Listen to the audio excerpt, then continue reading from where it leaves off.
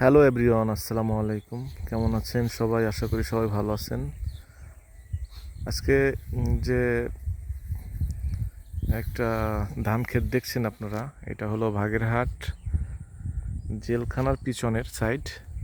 তো অবশ্যই খেয়াল করবেন, এখানে প্রত্যেকটা জায়গায় এরকম লাঠি দিয়ে পাখি বসার জন্য একটা জায়গা করা আছে, যাতে এই পাখি, যে কোনো পাখি এসে এই ডালের উপরে বসতে পারে এবং পোকামাকড়গুলো খেতে পারে। এই জন্য কৃষক বুদ্ধি করে এরকম অনেক কাজ করে থাকেন, আর এই কাজের জন্য আমরা তাদের ফসলগুলো ভোগ করি এবং সবাই এই ফসলের চাল আমরা রান্না করে খাই এবং আমরা বেঁচে থাকি এই কৃষকের বুদ্ধির কারণে।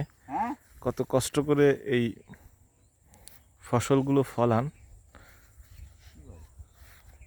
এটা একমাত্র আমাদের এই কৃষকই জানে।